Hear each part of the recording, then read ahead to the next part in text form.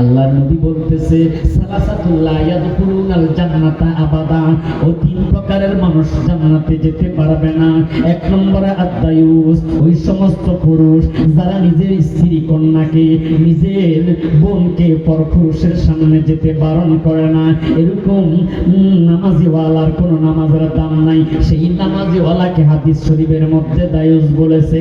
আল্লাহর নবী বলেছে ওই সমস্ত নারী কোনোদিন জান্নাতে যেতে পারবে না।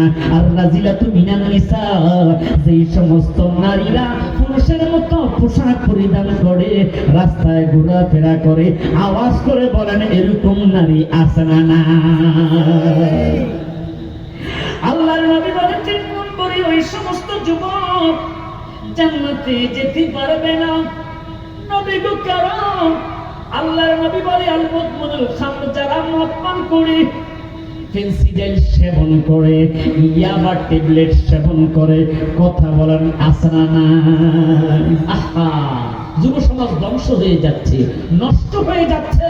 ও যুবক ভাইয়েরা, যারা তোমরা এই নেশাগ্রস্ত, নেশার অভ্যাস হয়ে গেছে, তোমাদের হাতে ধরে, তোমাদের পায়ে ধরে আমি অনুরোধ করে গেলাম, তোমরা এই নেশা ছেড়ে দিয়ে ভালো হয়ে যাও, না হয় তোমরা কখনোই জান্নাতে যেতে পারবে না।